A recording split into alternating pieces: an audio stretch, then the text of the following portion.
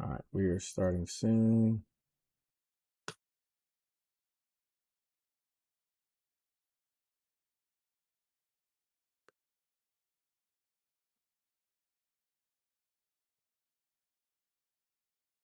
You gotta keep me up to date with the chat.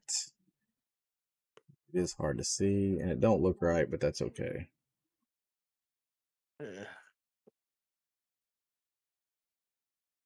Oh no!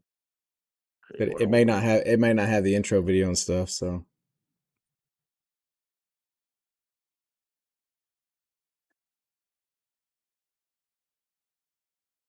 that's okay. Let me come back. There you go. All right. I'll keep these. They're live.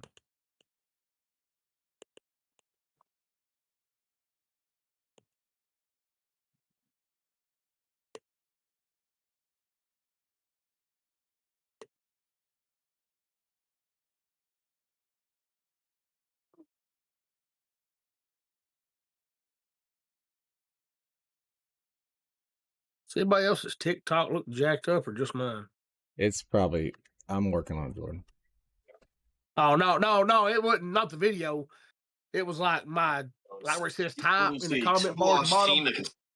It was like type chat message you. I was like, what? So I refreshed. It looks a lot better now. Like when I was trying to tap the fucking likes, it had some big white box that a text box pop up over top of it, just some random letters and shit.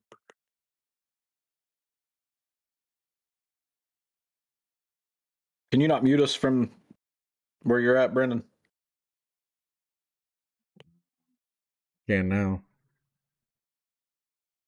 It's not the same. I didn't want to mess up my home, so it's a whole different setup, which is why should be good now. Like I said, I don't even know if the intro video play, but that's okay.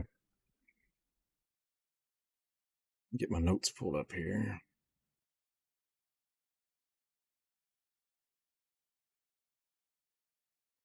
I got a new segment.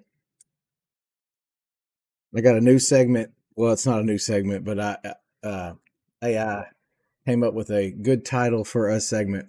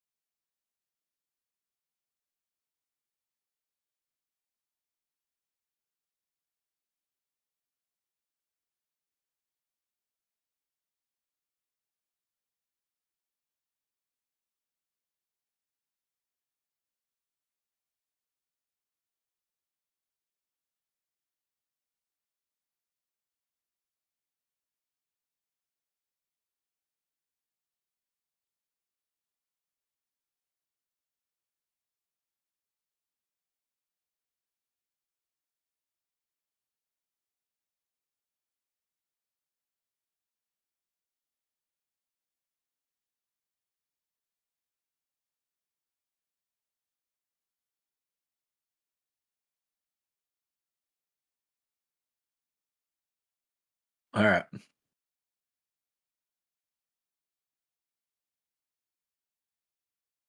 All right. Hey, welcome everybody to Lock, Load, and Goated. This is the live mobile edition. As we are here, not in our normal setup, but we are here. We're doing the show anyway, and we got a good one lined up. So, first and foremost, as always, we're going to start with weekend review, kind of giving our feedback on what we thought about last weekend, and we'll just start we'll start the show with Pardo there. Go ahead, Pardo. What do you think? What was your thoughts from last week? Last week, well, I drank a little bit, watched a little football. Hell, Miami, I think. Thank you, Jack. Miami's a real deal, and I'm not saying they're the best team. I still think there's one team in particular that's still overall the best. But they do have better offense than what I thought, especially at the wideout position. And what I learned is Penn State's ass, like I said, beginning of the preseason, thanks to that big choke job in California, where there's about 3,000 people watching them get beat down by UCLA Bruins. Oh, Lord almighty. All right, Riddle, anything to add to that? Shout out to Neighbors in Murfreesboro for hosting us pretty much all day last weekend watching football.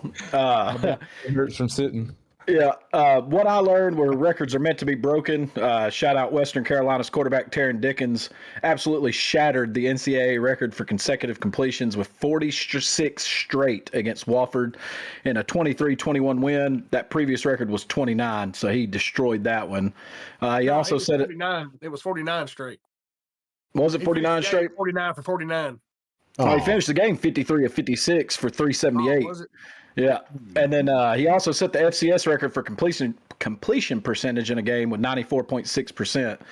And the other record that was broken was Texas's fall from being the fastest preseason number one to fall completely out of the rankings. They did it in just 6 weeks, and the previous record was 12 by USC. So, wow. Golly. All right, Jordan, what do you think? I mean, James Franklin proved once again why he does not need a head coaching position at a major school. Absolute choke job. I think it was Barrett Sally made the joke that if they lost that game, they should make them drive home. And Josh Pate said that if they did, they would get beat again by BYU and they stopped for gas in Provo. But outside of that, not a lot of craziness last week. This week may bring some more fireworks. Yeah. It's going to be intriguing to say the least. Well, as we do, we're going to start out with our Riddle's Riddle. So have at it. All right. So 4 times in the team has started unranked in the AP poll at the beginning of the season and went on to win the national championship. What team was the last to start the season unranked and win the college football national championship? It's a good one. We'll see what our boys say. Yeah, guys. Yeah, I know the format's a little different, but just bear with us because we are kind of in a unique situation. So, all right. So while you ponder the riddle that Riddle provided us, we're gonna go ahead and get started on the show. So, biggest upset of the year. So we're gonna capitalize on what we just talked about with James Franklin, and we're gonna try to steer clear of the James Franklin Penn State debacle because that was absolute, and that's what prompted the question. But outside of that, is there an upset that comes close? Is there an upset that you can remember that was quite that significant in your past?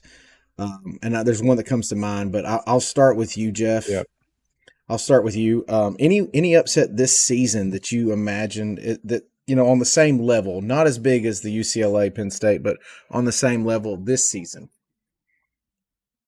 Knowing what we know now, I would put Florida State beating Alabama the way they did up there. Also watching Texas go into Gainesville, which is still a tough place to win a football game. USF beating Florida down there, you could put that one up there. Obviously, the UCLA beating Penn State and the fact that UCLA had not led a single second all year is the biggest one. Recent memory, you got to put the App State over Michigan at the Big House up there. That's one of the biggest of all time. But the way the season has gone, I would have Florida State beating Alabama, and the way they did it, especially Florida State coming off a 2-10 season, 13.5-point underdogs. It was how they dominated that game. Absolutely dominated it. So, and then now they've lost 2 in a row. So, yeah, I just honestly, I believe that we just weren't ready for that game. We've talked about that, but Tony, what do you think? Yeah, pretty much what Jeff said. It's always going to be the App State game that comes to mind when they beat Michigan. What year was that? Like 2007, I believe. Yeah. Was it 7 or 6? So, yeah, it was I couldn't remember if I was in high school or not still. Yeah. 07 was the year of the upset. Yeah, that pretty much laid that. 07, what was it, like 9 consecutive number 2 teams lost? If you were 2, you were 2 for 6 days. Yeah, that App State team, they pretty much lay the foundation of, upsets, because up until that point in time, there wasn't really, many upsets happening, especially to that level. And what we've seen this weekend with UCLA, which a god-awful team. Like that. Yeah, we hear about it weekly. Nico's one almost can make the historically argument bad. that this upset, UCLA's upset of Penn State, was probably bigger than App State. That was a championship level App State team at the FCS level at the time. Yeah. It wasn't like the cover was absolutely barren. They just walked in there and found a fluke and went 1-10 that year and beat Michigan. Yeah. It's just I think the they name. might have won FCS again that year. It's just that name, App State, Michigan, first game of season, you think, oh, Michigan's going to walk all over them at that point in time. But in this day and age with UCLA, literally, this UCLA team coming to this game was, by far probably worse than that damn App State team. Like you said, that team actually had legit talent on their team compared to this UCLA team, which doesn't really have shit. They have a quarterback that apparently is like Vince Young now, all of a sudden, according to some. But other than that, I mean, UCLA has nothing. They just lost their head coach. What's his name? Neuheisel took over. Hell, they carried his ass off the fucking field after winning because they didn't expect to win this fucking game. They carried him off the field. Literally said he didn't know how to work the headset. Oh my Lord, dude. And second, I feel like they might have a major letdown this week too. I just want to know. I would like to know what the stats are, the record of a team after carrying their head coach off the field. That's ridiculous. Hopefully it's always at the end of the season. But anyway, except in this case. There's not many games usually played after that fact. Yeah. All right, Jordan, you're up. Jordan, sorry. Yeah. Sorry. I was I mean no, nothing that crazy. At the time, we all thought South Florida thumping Boise State, was something. But I mean, Boise's still in the hunt there for the group of 5, but they're just not what we thought they were going to be this year. Like Jeff said, the South Florida, winning outright in the Swamp. And kind of the way they did it, just kind of controlling that game from start to finish. I think will be right up there close.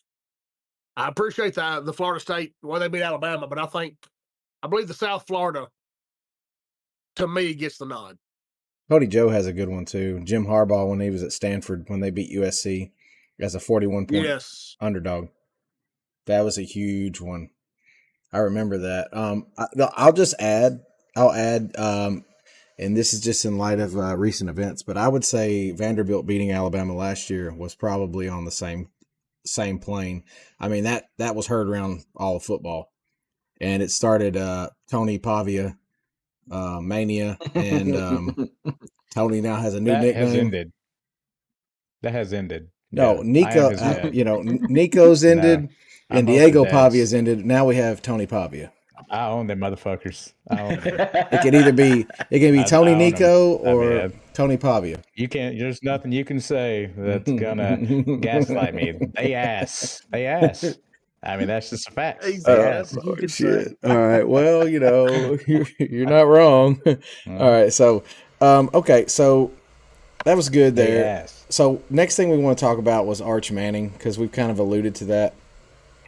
And Texas, one of the biggest fall from graces. Riddle, I think you said the fastest in history, which is pretty significant. And a lot of that is in part due to Arch Manning. Arch Manning has struggled greatly. They thought they had their man. They thought they had the quarterback. And what I wanted to talk about in this was, where does he go?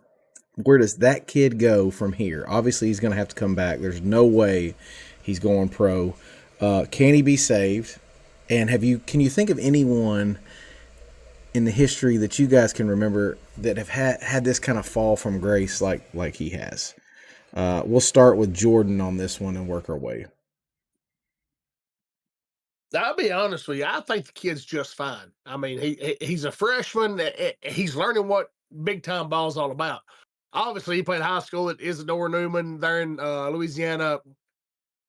Not a powerhouse state, or at least what he was playing wasn't powerhouse schools. I mean, if you look at some of the film from high school, the kid has all the intangibles. Mhm.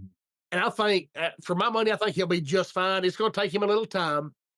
I think everybody does owe Steve Sarkisian an apology for last year, asking where's Arch? Why ain't Arch playing? He knew what he had, and Quinn Ewers was it for him. Yeah. Yeah. Amen to that. Okay. So you think he's okay? Can you think of anyone that had that kind of fall from grace, or at least in the perception of the public? Not at the college football level that I can think of. I got a name. Okay. All right. So he's got a name. So we'll go to during football or after? Because I've got one for after. I've got one too. But all right. Go ahead, Riddle. Give me yours, and we'll kind of work our way around the room. I just want to say real quick on Arch. He's not getting a lot of help at Texas either right now. He's leading the team in rushing also, and that should tell you something about that offensive line, about that run game, everything else. His numbers are lower, but if his name was Arch Brown, nobody would even be talking about Arch it. Brown. It's all about his last name and the unreal expectations. Yeah, I mean, it's the unreal expectation that comes with that last name. Yeah. My name for another one that had a real big fall. He was the number one quarterback in his class. It was Tate Martell. Yeah. So Kid I like that one. Undefeated in high school, was the number one quarterback prospect, lost jobs at Ohio State and Miami before going to UNLV, and then just saying, "Bad football is just not for me." I really like Josh's. I really like Josh's answer to this question. He literally said Nico. I mean, he's not wrong. He's not wrong. Hey, there's my answer right there. Now, a lot of times when I think of fall from grace, I almost feel like you have to accomplish something too. And honestly, Arch didn't accomplish anything either. It's almost like you have to have done something, at whatever level you're at. Yeah. And all of a sudden you just have one of those fallouts that had to be studied. But yeah, when it comes to Nico, because everyone was treating him like he was going to be the next Peyton Manning and such. And then for him, the way it ended and shit, it doesn't look good for him. Yeah, he had a great game last week against Penn State, but I literally think they threw the entire playbook out on Penn State too, like everything they had. I want to know what Chad. That's why I'm not really sold on them doing anything else rest of the season. So. Chad said, "Don't you say it, Jordan. Jesus is watching." I know. I want to know what he's thinking. I know what he's thinking, but I'm going further back than that. Okay, Jordan, give me yours. Give me yours. Mine obviously comes after football, but Jamarcus. Do what? That's Russell? The one that's after college. Older than that. Oh Lord. Yeah, older than that. Ryan Leaf. Oh Lord, jeez. Can't miss NFL prospect to meth addict in about 4 years. Yeah, but to be fair, like he finished his college career as an accomplished person. Like he was accomplished in college. He wasn't. That's what I'm saying. I mean, it was for after. After. Yeah. So this one's funny, and it's not. It's the same on the same line as yours, Jordan. But I'm gonna go Manti Te'o. For making up a fake girlfriend and then losing the title game the way he did, I mean, that is what it is. Oh Lord! At least he played some years at the next level. Dude, he was solid he was solid in the pros. I just meant like in his college career was shot after that. Okay. Yeah. Well, I mean, he was just serviceable linebacker. Jordan now. He's a serviceable linebacker. I thought he was still playing for somebody like Dallas, like a third string or something. Nah, I seen him somewhere behind the desk somewhere. With a few others. Yeah, he's working the desk now. I can't remember where I've seen him, but yeah, he's talking now football. I'm not gonna lie, Josh's answer definitely took the cake for me. It definitely was great. Okay, so this is a few good answers. This is a section that we normally call hot take, and I'm not gonna lie. ChatGPT gave me a cool little name for it along the lines of our theme, and it's gonna be called "Goated or Bloated." Goated or bloated from now on. All right. So this week's goated or bloated moment: most dominant teams, offense, defense, and overall. But what I really am concerned with, so give me your thoughts on the teams, and then what I'm really concerned with is, give me a surprise team that's outplaying expectations. So we'll start with Tony this time. Tony, who's your team on offense? We'll just go quick. We'll just go a little gunslinger here. I guess if it might be Indiana just at the moment. That's a good answer. And I know technically they haven't really. I don't know. Still haven't seen enough, but I'm still surprised of what they've been able to do. But obviously, good coaching can help. Mm-hmm. And then you find the right QB to install in your offense that doesn't make stupid mistakes. Even though they might be playing lesser opponents, I mean, the offense might be somewhat improved from last year. And we thought last year their offense was, decent behind Rourke. So I might give Indy the nod on that. I'm sure make Kippy give him a big boner. We're talking about it. He said easy, boys. He said easy. Oh, shit. Oh, my God. All right. All right. So, Riddle offense. Texas Tech. Yeah, they're first in the nation in total yards, first in passing, 30th in rushing yards. They're averaging 205 yards a game on the ground. And they're second in nation in points per game. I've got Texas Tech. That's a good one. Jordan, offense. I mean, you know where this is going. I'm going my Vols. Yep. Heisman front runner, Joey Aguilar. Well, okay. I'm gonna go. I know this is it's not really against the beaten path. I'm gonna go Miami. I think, like Tony said, they're doing things the right way, and we didn't know what we were going to see from Carson Beck after last season. I think we all can agree with that. We didn't really understand what was going to happen, and he's kind of blossomed into what I would consider to be a good quarterback, and he's slowly positioning himself to go play in the NFL. And I didn't think that was possible after last year. But all right, so defense. Riddle, we'll start with you this time. Defense. I've got Ohio State. Matt Patricia improved that defense. That was supposed to be possibly a weakness for them this year.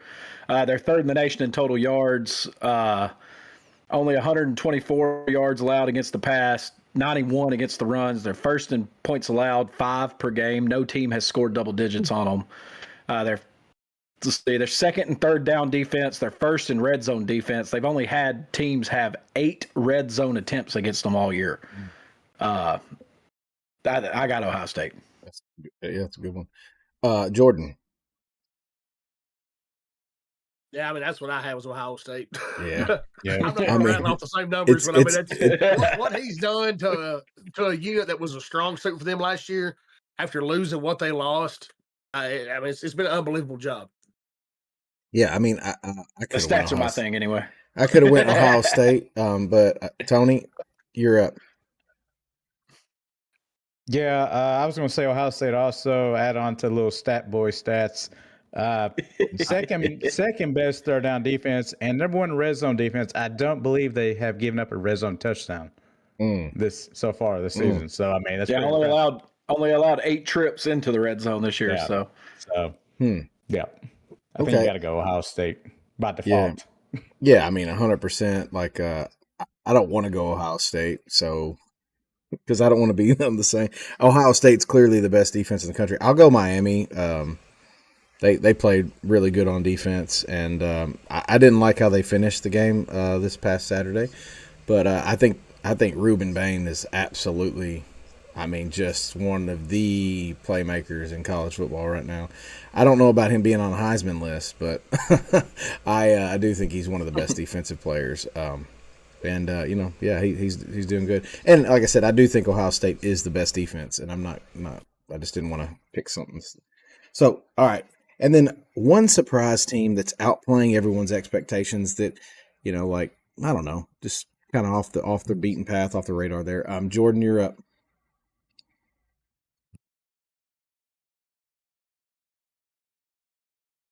Probably South Florida is who I'm gonna go with. I mean, some people knew how good they could be. Didn't know they'd necessarily be, go into the swamp and walk away with a win. But as far as what the national attention they were getting was absolutely zero. So I'm gonna go with the Bulls. Bulls. All right, that sounds good. Tony. Yeah, I mean, this one might not be like it's a big name school, but I'm not going to say the Vols because I expected them to be where they're at because we got people who don't know what they're talking about. But in this case, hell, I'll give it to the Ole Miss Rebels too because beginning of the season, no one's really talking about it, didn't know what they had. I'm pretty sure they were down there also in the bottom 25 with all these experts that do these rankings preseason. And now what are they? I haven't looked. Top 5, 4 now. 4. Offense still, hell, it's probably better than what it was last year. And Kiffin just throws whatever quarterback in there, and offense still just runs like whoa machine. And actually, their defense has somewhat improved this year. I mean, I think maybe overall as of now. And if Ohio State takes the training wheels off their offense, which I'm sure they will at some point, then, I mean, it's probably going to be Ohio State's to lose. But just from an overall standpoint, hell, I might give this one to Ole Miss just because. Yeah, and it's crazy, and I'm not trying to sit here, but like not only playing good offense, you've got your backup QB in the Heisman talk. I mean, that's absolutely insane. Riddle, who you got? Kippy said it in the chat, which I thought was funny because that's who I got wrote down as Old Dominion. Cool. They got a Power 4 win at Virginia Tech, which is more than Penn State and Texas can say. They ain't been a Power 4 team this year. Oh, yeah. They're 10th in the nation in total offense. They're 33rd in defense, which is ahead of Georgia. They're 18th in points per game allowed, 14.6. They're 6th in red zone defense, 1st in fourth down defense, 19th in sacks allowed, and held the number 5 ranked offense in the nation to 27 points. And that's their only defeat this year was on the road at Indiana, 27-14. So I got Old Dominion there. That's pretty good. So just a nod to one of our recent viewers, I'm going to go Indiana because I didn't know that they would be back this year. And I think we all knew once they beat Illinois the way they did that they were back on the scene, but they've really impressed me, losing some of the talent they lost and still just not missing a beat. That's not something that we expected from Indiana. Kippy did, but he's like 1 out of, 1. So congrats to Indiana. Yeah, but they're doing good, man. So now they got 2 people that believe in them. All right. Looking at we're going to move on to our marquee matchups this week. So the first game we're going to go over is number 24 USF, South Florida, that we've talked about, at North Texas. I've got it as plus 1.5. South Florida is a 1.5 point favorite.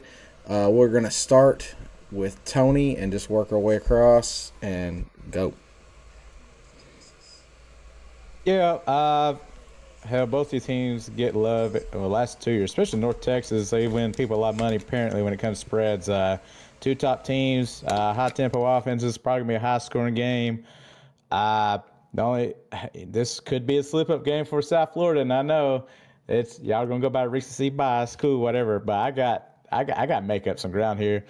I feel like sometimes South Florida does go stretches in games without scoring, which could be a problem if they can't slow down North Texas, which they realistically could.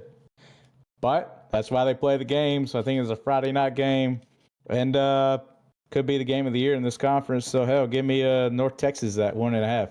Ooh, okay. Riddle. Mm-hmm. You're up.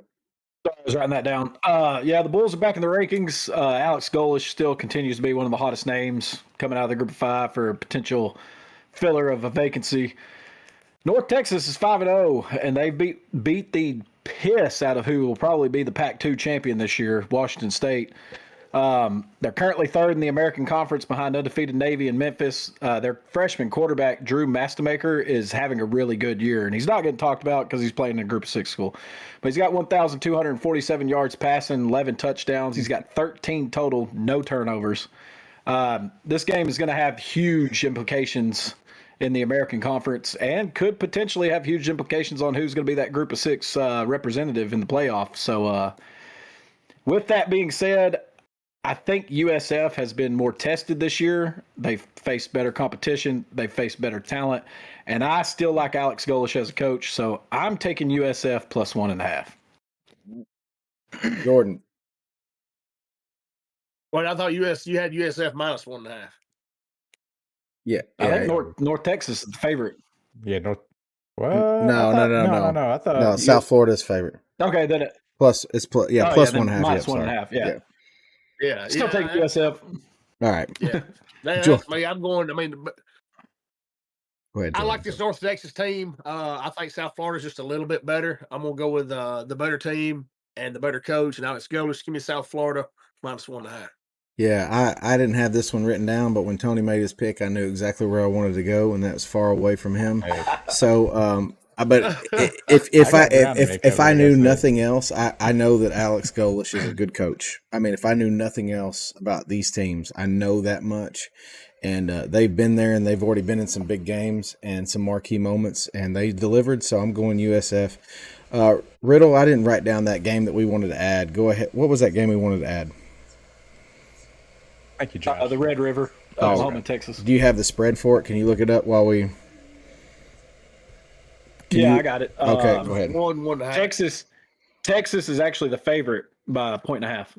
1.5. All right, so we're going to start there, Riddle. You're going to start us off. So, Red River rivalry, 1.5.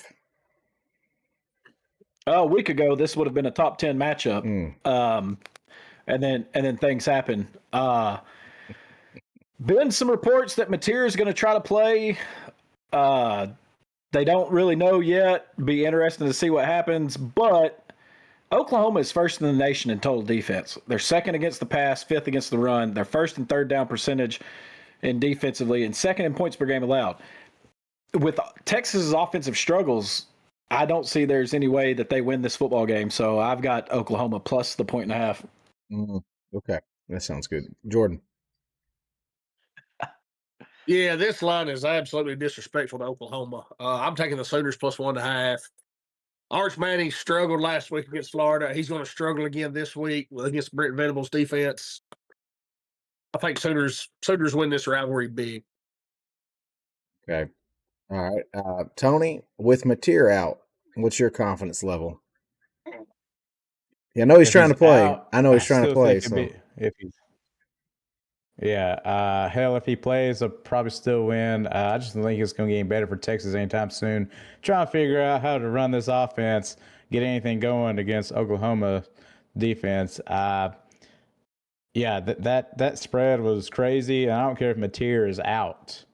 Hell, I'm still taking Oklahoma in the points on this one. And I'm bad at this, okay? So I'm with y'all here.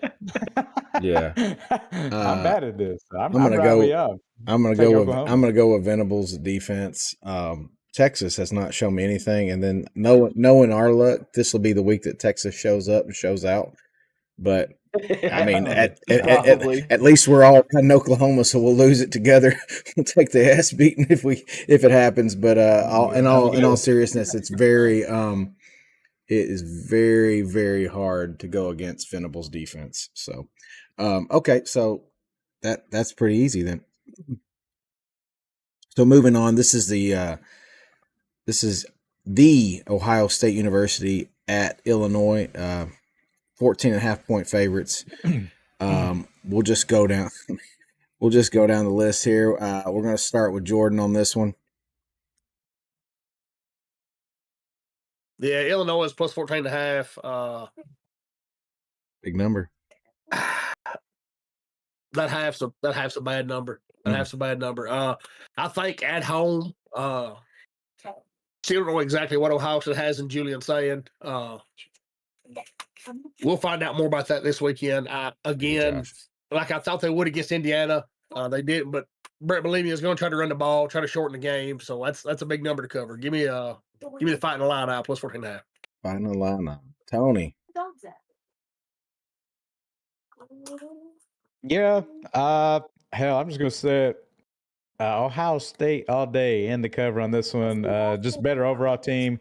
Like I mentioned earlier, second best third down defense in college football. Number one red zone. How many times can Illinois even get to the fucking red zone? I don't have a clue. And Illinois, they've allowed the most sacks or third most sacks in the college football. So it's not boding well to them, very well for them. No, I think they'll probably keep it somewhat close in the first half, and then maybe Ohio State squeak it out, the cover in the end. So, yeah, I'm going to take Ohio State in the points. Riddle. I only have one sentence wrote down for this game, and usually I'm the guy that dives into stats. My one sentence is Matt Patricia's defense doesn't give up points. Illinois does. I've got Ohio State in this one. Yeah, I'm gonna have to go with Ohio State. I told you I can't go Illinois the rest of the season. I don't care if I lose every fucking game. Can't do it. Can't do it. After the Indiana debacle, I can't do it. And I picked Indiana, so anyway, that's easy enough. All right. So this is the one that I've got a little vested interest in. Number 8, Alabama at number 14, Mizzou. Bama 2.5 point favorite. We're gonna start with Tony. Yeah, and I'm a show DeBoer some love like I do Heupel too. DeBoer's 2-5 and road ranked games. But since this is the Florida State game, which is week 1, I've always said you can always catch a team right there at very first week. They seem to recover. Ty Simpson, he's been looking, pretty good, solid. Apparently a top 3 Heisman candidate. Not saying he's not. Hell, if his last name was Manning, hell, they might put his ass at number 1 for sure. It's hard for me to pick Missouri in the spot, and I know they are home. Missouri's pass coverage is sus. Ty Simpson, he's been he made maybe one mistake in the Vandy game. Vandy has, I'll say it. Vandy's okay. Mm-hmm. They're okay. They're not what they used to be like a few years ago where they're ass. They're still at the quarterback's ass. Vanderbilt. The quarterback is ass. The quarterback is ass. The quarterback is ass. I don't care. I just don't know. It's going to come down really. Can Tigers finish off the red zone drives? Alabama's not really bad in that department. So and Missouri's, like I said, they're sus. Their defense still sus. They still haven't really played anyone, so to speak. So I'm going to take Bama and the points. Josh, they'll be mad at me. All right. Riddle. Yeah, this is another opportunity for Ty Simpson to add to his resume. But the biggest question is, can Bama stop the run on the road?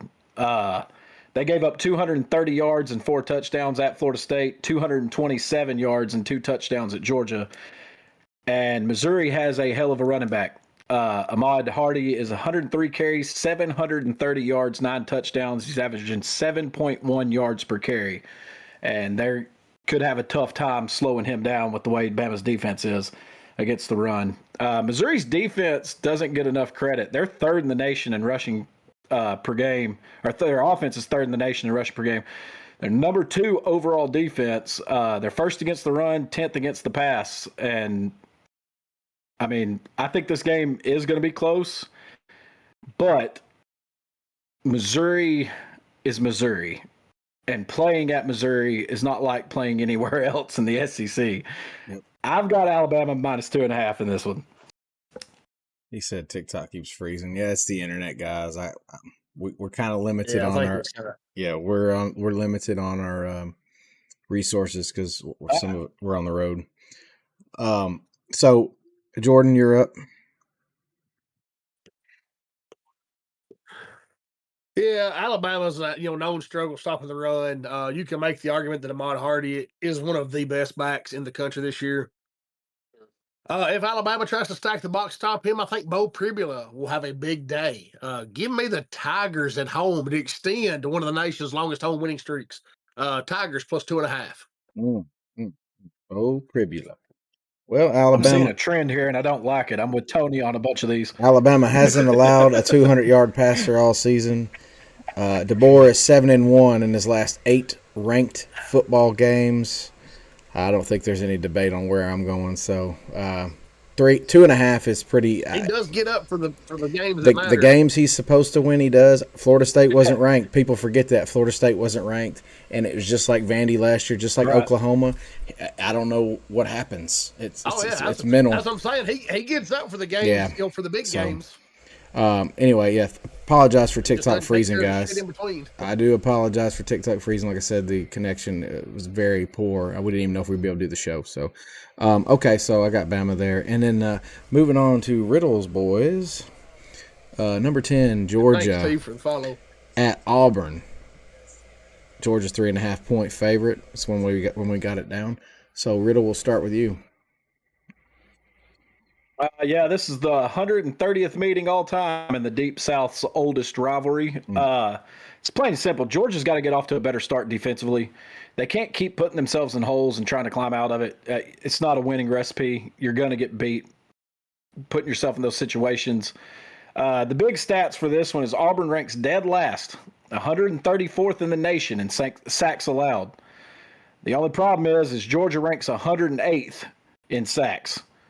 They're gonna have to be better. Yeah, I mean they've got to be better, or strange things happen on the plains. Yeah. Brandon can attest to that. Yeah. Weird things happen down there, and this one always makes me nervous. But I've got Georgia in this one -3.5. Jordan. Yeah, this is another disrespectful line. Georgia has a big bounce back this week. Give me the Dogs -3.5. Tony. Nah, I'm not impressed by Auburn one bit. They're relying on Arnold to do everything. He's not Cam Newton. So yeah, I'm gonna take Georgia in the points. Georgia's got to keep winning. They're like in the boat. They're same boat Tennessee. They got to keep winning. So yeah, give me Georgia in points. I'm taking Georgia as well. Like I said, I think Georgia's much, much better than this line indicates. And I know things happen on the plains, but Auburn is not their normal Auburn team, and it doesn't really matter with Auburn. They could be a 2-10 team and still something crazy shit happen. But it's just too much faith in Kirby. Too much faith in Kirby. So anyway, I'm trying to watch the TikTok as we go, and I appreciate everyone's patience with us. Like I said, the internet's not very good, and it is freezing, and I apologize for that. But we will have the audio and all the recaps posted, so you can come back and watch it later if need be when we get better internet. Anyway, last game we have, this is the big one for the evening. Number 7, Indiana. But number 3, Oregon 7.5. That's that half is crazy. Jordan, we're starting with you. Who you got, and tell us why. No, I'm taking the Hoosiers +7.5. Boom. I feel like Indiana can score with anybody in the country. That's what they've proven so far. I love Dan Lanning. I love Dan Lanning coach teams. I just Thank you, Riley. Don't know if he'll have an answer for 4 quarters for Francisco Mendoza. That's a good pick, Jordan. That's good.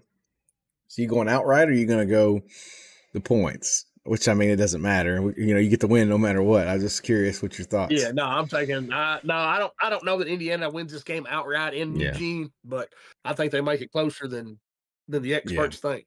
All right, Tony, I like that pick. Tony, what you got? Yeah, hell, Jordan, you almost changed my mind.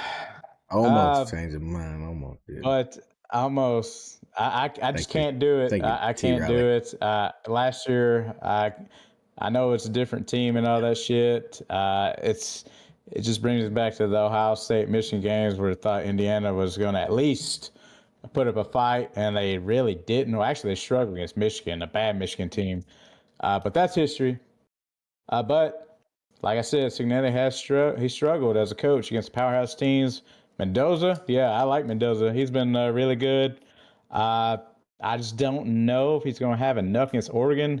They're 23 to 23 in the red zone with 19 touchdowns. So pretty much they're going to keep it the same pace. Even though I think the quarterback is not the Heisman front runner, that's bullshit. But yeah, give me Oregon and the points. Starting to look better and better. Starting to look better and better. I don't know what I'm gonna do now. Damn, you might have to do that. Oh, Tony shit. picked Georgia. No. Oh god, I missed that one. what was it, Jordan? Anyway, Somebody got in with the damn name of Tony Toots. Tony, what? It said Pony Toots. That's not me. anyway, Riddle, you're Not my up, brother. You're up. I think both of these teams are probably the two most balanced teams in the country. Indiana's 5th nationally in total offense. Oregon's 9th. Indiana's 3rd nationally in points per game allowed. Oregon's 8th. Indiana's ranked 7th. Oregon's ranked 3rd. They're a lot alike and they're totally different at the same time. This is two really good coaches. This is huge for the Big Ten. Like, the winner of this is, going to have a fast track, as long as they keep doing what they're doing, to probably play Ohio State at the end of the year. I think regardless of the outcome of this game, both of these teams are playoff teams. And That's good. That's good. I do think this game has the feel of one of those games that's going to go to overtime, and it's going to be one of those just tough fought battles. So I've got Indiana. Overtime or the last team of the ball wins. Yeah, I've got Indiana plus 7.5 in this one. Dang, man, it's looking better and better. Oh, damn, I don't know what to do now. He said Tony take Oregon. Oh shit! Damn, I don't know what to do. That half is really hanging me up, guys. That half is hanging me up. You know what? I'm glad I'm starting to rub off on y'all. Y'all are thinking this. You're rubbing off on us, Jordan, but every now and then a blind squirrel gets a nut. And this week, Tony's that blind motherfucking squirrel, and he's gonna get a nut. And he's gonna go with. I'm going with Oregon. I'm going with Oregon. Jordan, you actually convinced me the other way. I had Indiana, and then you said tough to cover that spread in Eugene. And I know you said they will, but Eugene is the key there at night. It's going to be rocking. It'll be hard. It'll be hard to win that. So 7.5, like I said, I got about a 10-point game. I think Indiana definitely plays this close, and I definitely think if it's anything, it's last second. I don't think it's one of them it could be one of them backdoor Alabama covers, them Riddle covers. But that's gonna do it for that's gonna do it for the marquee matchups there. But hey, what's Tony's record now currently in the marquee matchups? Oh Lord Jesus! Okay, so After Tony's last weekend, where do you wind up at? So Jordan, you're leading the way at 19-16. Brandon's second, 18-17. I'm third at 16-19. And Big Tony got to double digits. He's 10-25 now. Good Lord Almighty! Yep. He know ball, guys. He knows ball. That's gonna be on a shirt for somebody, Riddle. That's gonna be on a shirt. Tony knows ball. And it's gonna have Billy giving you the old wink and the gun. Tony knows ball. Hippie, no, that's no knock on Indiana. I think Indiana's a great football team, and they definitely surprised the hell out of me. And I think it's close. It may not have the dogs to keep up. We'll see. I mean, y'all have already outperformed my expectations this year, so y'all have done well. Riddle, it ain't always about the 5 stars either, because yeah, I mean, you got guys like Heupel. He can take a 3-star and make him look fantastic in an offense. So, and it looks like Cignetti down there. I think it's going to be a knockout, drag out. It looks like he's starting to do the same. Oh, we may have lost TikTok. I don't know. Yeah, I think just like got really small and disappeared. I don't know. Oh, shit. It's still live. We're over still here. rolling on YouTube, and So apologize, guys. So if you can hear us, we're on the other ones. I don't know what's going on with TikTok. Maybe refresh. Anyway, we're almost done though. So Riddle, give us the answer to your question for everyone that is watching. Oh, yeah. So the answer to the trivia question was Georgia Tech in 1990. We did have some right answers come in there. Josh got it first. He got the 3 points. Chad got it second. And then Kias over on the purple got it third. So Nice. kudos to them. That's awesome. Okay. Well, now, guys, the reason why we went dark was TikTok's way of letting you know we're about to go into Pardo's war. Hide your kids, hide your wife, hide everybody, because Pardo about to be unleashed on you, motherfucker. Yep. All right, Tony, tell us what's on your mind this week. First of all, tell us what's the pour brought to us by. Oh yeah. Forgive me. And no one can. Yeah, I don't even have nothing. Oh, kids. Old Kirk. Hey, give me some Old Kirk single barrel. Kirk. Hell, that's a lovely bottle. Damn. This one's aged 6 years, 6 months. I have another one, store picked, aged a little over 7. The proof on this one, hell, you're talking 118. The other one I has 115. I haven't cracked that one yet. Damn. Did we lose TikTok? Yeah, TikTok's just it's acting crazy, Tony. It's back now. Yeah. Anyway. It's so we're good. We've got Anyways, Old Kirk. It's brought to you by Old Kirk. And I almost wanted to crash up not too long ago. I mentioned when I didn't mention his name, talking about how he's See you, brother. supposedly this Heisman front runner. Dante Moore, Oregon. That's absolute bullshit. This Heisman thing, hell, at least last year we had a couple offensive guys in there that were, clear front runners, Travis Hunter and Genty. And hell, before that, it's been a few years back, Devonta Smith. But I'm tired of the shit being just a quarterback award. And if you're going to do it just almost a quarterback award, get the shit right. So you got Jeremiah Smith in there, right? So according to FanDuel, he is 4th best in the odds department to win this shit. Thing is, you got a guy down Tennessee, and you have a few others, which Riddle's mentioned at USC. Receivers have better numbers. Jeremiah Smith, great receiver. He's probably going to be a great NFL pro wideout. But we're talking right now, like, what are they doing? And I know you can't hold it against him because of coverage. Coverage is apparently sliding his way and shit like that. But I've never seen it stop great receivers in the past in college. But anyways, I'm just going to go through this list here, and I think this might be the top 10. So, supposedly, Dante Moore. Actually, I don't have an issue with Ty Simpson. I do have an issue with Dante Moore and Carson Beck. Stop with the fucking just looking at TDs and picks. That shit's stupid, okay? Because a lot of times picks are on receivers, or they ask you to do something, like a punt, for instance. Throw it up. Yeah, I got you. Dante Moore, to me, I've watched a few games of Oregon, and I know, everybody loves the glazed Oregon quarterbacks, but he just doesn't do it. He doesn't do it for me, okay? He doesn't take. That's when I'm looking at Heisman, I'm looking at someone who can take over games. Literally someone you can rely on. He doesn't have to carry the load. Same thing for Carson Beck. He's actually performed better than what I thought he has. But Cristobal apparently has built a solid foundation down there around him this year. Unlike last year, they didn't have that for Cam Ward. He's looked okay. Ty Simpson, hell, I'd rather put him up there top.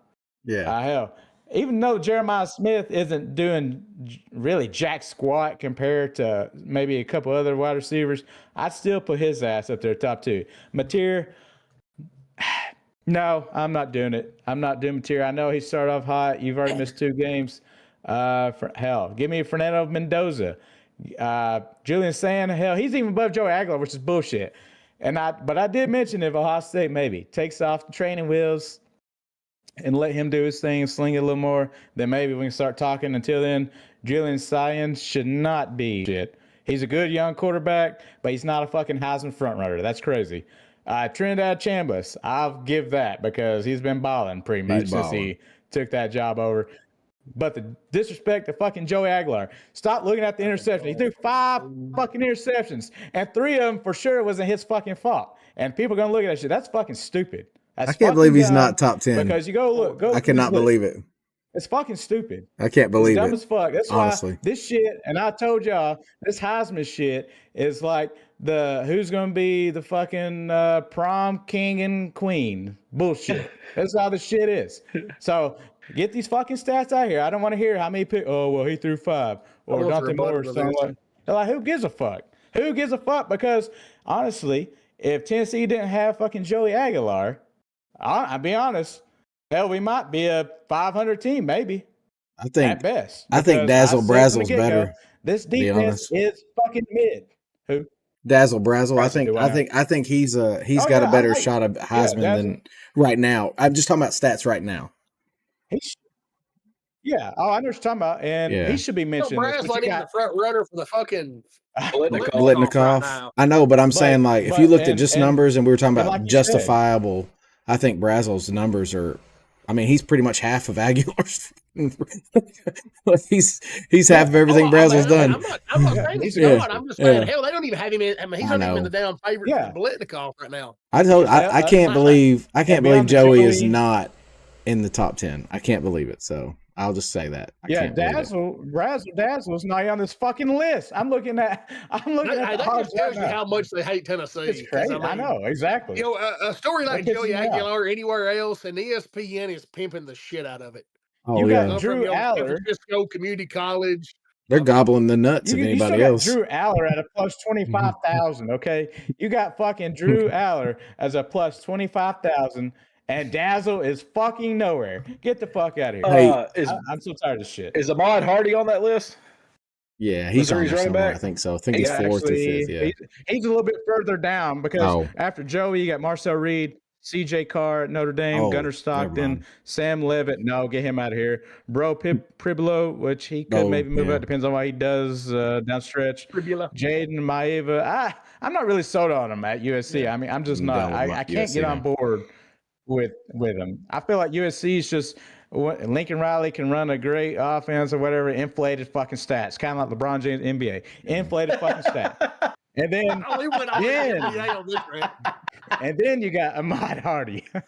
So let's give these fucking other skill position players some love. Fuck this quarterback shit. I'm tired of it. Hardy's got a huge opportunity to make a big splash this weekend. So does Bo Pribula, though. So does Bo Pribula. Either one of them. If you beat Bama, you're in the spotlight. But I will say this. I'm gonna pull up the odds, and I hope somewhere in this season that Nico's odds come up with Joey. Dude, I'm gonna tell you right now, I've never seen somebody take a team minus 7.5, and in the very next segment rip the shit out of the fucking quarterback. Like, well, I mean, dude, that was mind-boggling. Yeah, it was. That's why Tony has his own section. Oregon's gonna beat the shit out of them. But let me tell you how bad Oregon's quarterback is. That guy's fucking awful. That's why he gets his own segment, Jordan. Fuck that quarterback. My God. Do better. Take over the game, young man. Take over the game. All right. We're do it, then go on somewhere else. We're gonna do some closing comments and get off here because obviously our connection it's a little better now, but it's still a little shoddy. So, Tony, anything to close up on? No. Hell, hopefully this week though we have some nice, good barbecue home cooking up in Knoxville. I swear to God. And I was gonna say we better blow them the fuck out and cover the spread and all that shit. But I know it's not going to happen because Tim Bates can't fucking run defense. Yeah, Tim Bates can't run a fucking defense, save his fucking life. So I'm probably going to expect this to be like a 40-33 type game because Tim Bates can't run a fucking defense. So yeah, here we go. Tony, I'll say this to your comment: if you win every game by 1 point for the rest of the season, you're going to be the national champion. So just shut the hell up. Oh well. No, because if Tennessee wins this game by 1 point at home, guess what? They're not getting any love, and they're not going to move up any further. They're going to drop back to 15. Tony, that's why I said style points matter. Style points matter in college. No, I get the it doesn't matter in the SEC. The thing is, you want to dominate. I don't want to hear that. I don't want to hear SEC. You have to dominate this fucking game because you got Alabama and Tuscaloosa, and I will be there for that. And I will not be on the show because now it's a 7:30 or 7 o'clock game down there. So based on Tony's comments, if If you wanted to hop in from the stands, that'd be pretty cool. Yeah. So, but yeah, don't give me that shit. Like I said, we got to win with style. Does anyone in here on this panel doubt that if you go 10-2 with the teams that we have on the table, you're going to the playoffs? Does anyone doubt that? 10-2, you're in the playoffs. There's no doubt. I mean, with all of our schedules, there's no doubt. There's no doubt. I mean, that's my opinion. I know what you're saying. I no, I mean, if you're saying you want to be seated better in the playoffs, that's different than, but. See, because this is what I fear, though. When it comes to seeding, Tennessee barely squeaks at home. Football chick. We either don't move, we drop back, and then we lose to Alabama, and then they're bumping our asses down to somewhere around 20-25 range, which is horse shit.